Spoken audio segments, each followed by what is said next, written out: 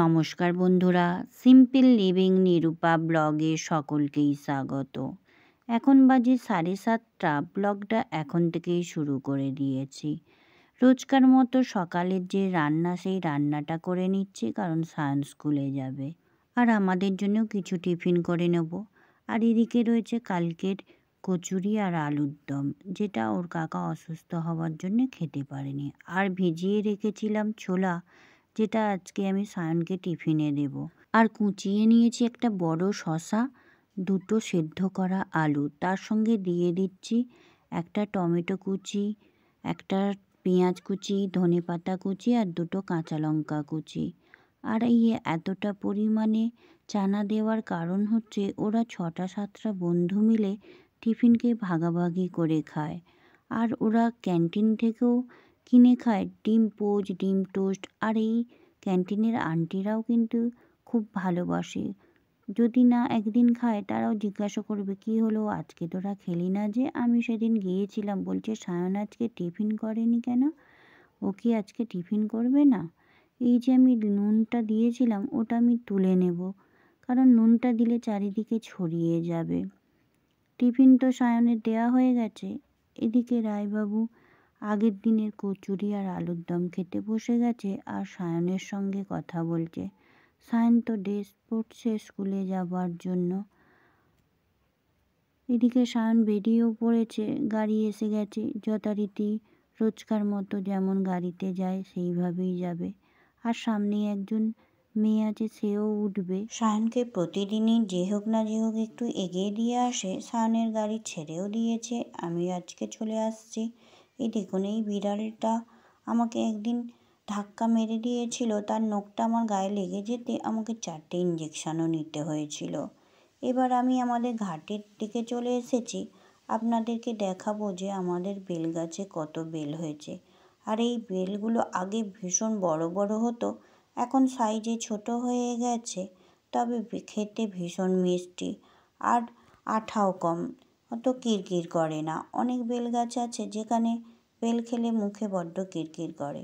এদিকে আমার যা কাচাকুচি করে নিচ্ছে। দিদির কাচাকুচি হলে আমিও খাওয়া দাওয়া করে আমিও একটু কাচাকুচি করে নেব। আর এই পুকুরের জল এত পরিষ্কার যে একদিন আপনাদেরকে দেখাবো যে এখানে গ্রীষ্মকাল পড়লে কেমন সবাই মিলে সাঁতার কাটে। আর যথারীতি আমি তো কাচাকুচি করে নিয়ে চলে এসেছি ছাদে। আপনাদেরকে দেখাই, ওই যে দেখতে পাচ্ছেন কলা গাছগুলো, এখানে পুরো কলা বাগান ছিল।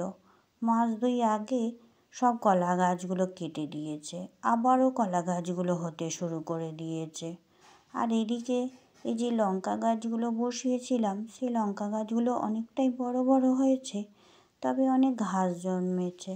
আর এই যে লঙ্কা গাছটা না, ইঁদুরেতে সব কেটে দিয়েছে, তবে ঝাঁটি হয়েছে ভীষণ। ছাদ থেকে নেমে টিফিন করে একটু পেপার পড়ে নিয়ে আমরা চলে যাব জায়রা মিলে পোস্ট অফিসে। আপনাদের সামনেই পোস্ট অফিস। আর এটা আমাদের ঠাকুরপুকুর, আর ওইটা হচ্ছে সিনেমা হলের পিছনটা।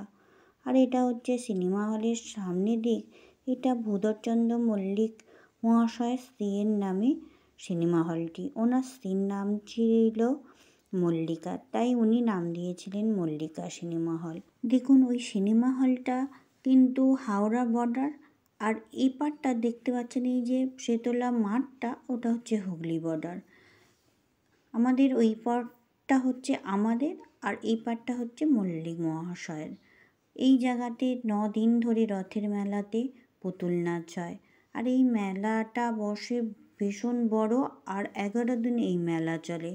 এটা আষাঢ় মাসের যে রথ হয় সেই রথ। আর এই শীতলা মাঠেই দেখুন মন্দিরটা। আগে আমি একটা ব্লগে শীতলা পুজোর একটা ব্লগ দিয়েছিলাম, তখন খুব ভালোভাবে আপনাদেরকে দেখাতে পারিনি।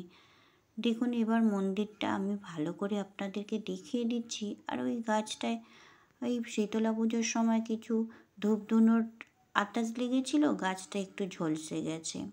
আমি গেটটা খুলে আপনাদেরকে দেখিয়ে দিচ্ছি আমাদের শীতলা আর মনসাকে। আমি একটু প্রণাম করে নিলাম ঠাকুরকে। এবার ঠাকুরমশাই নিত্য সেবা করে চলে গেছে, আমি গেটটাও এঁটে দিচ্ছি। আমার জায়েরাও একটু ঠাকুর প্রণাম করে নিয়েছে।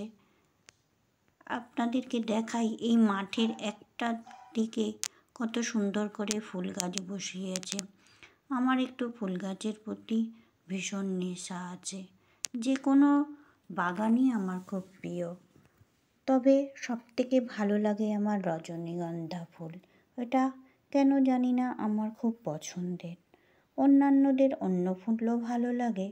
আর এই দেখুন এখন মুকুল এসেছে গাছে ভর্তি, তবে কতটা থাকবে জানি না।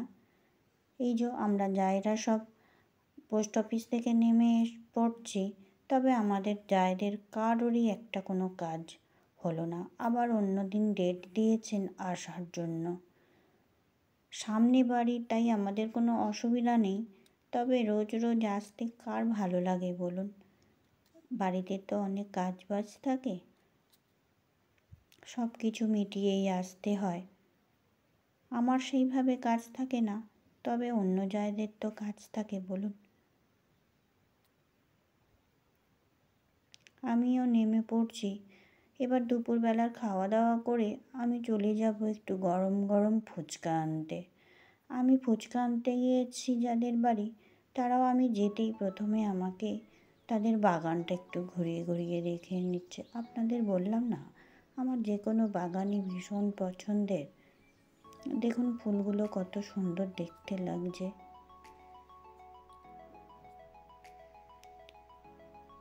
আর এই যে জবা গাছটা না, এই জবা গাছটা কত সুন্দর। পাতাগুলো সব থেকে ভালো লাগছে পাতাগুলো। ফুল তো আমাদের মন্দিরেও এরকম রয়েছে, তবে এত ছোট না, একটা বড় গাছ আছে। আর এদিকে দেখুন চারিদিকেই কিছু না কিছু তো গাছ বসিয়েছে। ওনারা কিন্তু প্রচুর পরিশ্রম করে এই জায়গাটা করেছে। আগে আমাদের বাড়িতেই ভাড়া থাকতো, এখন নিজস্ব জায়গা কিনে বাড়ি করেছে। তবে আমাদের বাড়ির পাশেই বাড়িটা তৈরি করেছে। ওনার ছেলেরা বাইরে থাকেন, ওনারা স্বামী স্ত্রী মিলে দুজনেই এই ফুচকা বিক্রি করেন, ঘুগনি বিক্রি করেন। আর এই দেখুন এখানে একটা ধোঁদরা গাছ দেখে যাচ্ছে, সেটা কতটা সুন্দর দেখতে। আমাদের আছে সাদা ধোঁদরা, তবে এরকম বেগুনি ধোঁদরা নেই। আর যেখানেই জায়গা পেয়েছে কিছু না কিছু লাগাতেই দেখেছে। এই যে আম গাছটা এই রথের মেলা থেকে কিনেছিল, তবে দেখুন এখনই মুকুল এসে গেছে গাছে। আর লাল নোটে, আর তার সঙ্গে রয়েছে সাদা নোটে, আর তার মাঝে মাঝে তৈরি করে দিয়েছে একটা করে ফুলের গাছ। কত ভালো লাগছে তাই না? আর করেছে কত ধনেপাতা। ওনাদের তো প্রতিদিন প্রচুর ধনেপাতা লাগে। আমি আগেই এসেছিলাম, ব্যাগ ফ্যাগ রেখে আমি একটু বাগান ঘুরে নিলাম। আর এদিকে এনার নাম মাধবী, এনাদেরই ফুচকা আর ওনার স্বামী তপন, ওনারা দুজনেই ফুচকা ঘুগনি এসব বিক্রি করেন, নিজেরাই তৈরি করেন। তবে কিন্তু খুব পরিষ্কার পরিচ্ছন্নভাবে তৈরি করেন। দেখুন গোটা ঘর মেলা রয়েছে এই ফুচকা বেলে। এতে কিন্তু প্রচুর পরিশ্রম হয়, তবে লাভও আছে। তা না হলে একটা মানুষ একটা জায়গা কিনে বাড়ি করাটা অসম্ভব হয়ে যায়।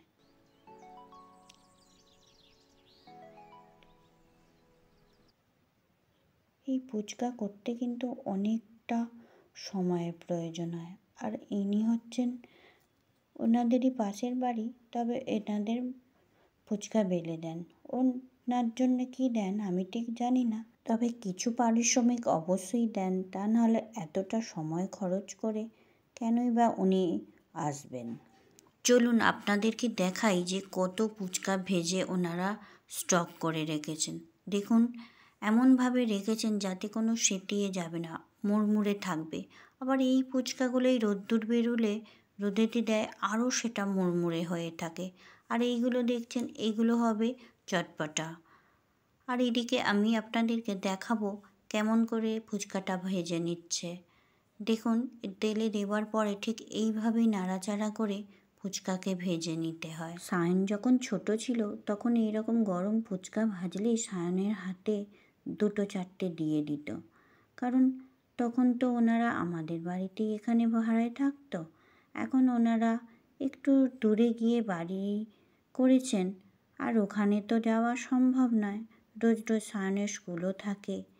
আর দেখুন, আমি গরম গরম ফুচকা ভাজা হয়ে গেছে, নিয়ে চলে আসবো। আর ব্লগটা এখানেই শেষ করছি। দেখা হবে নতুন ব্লগে।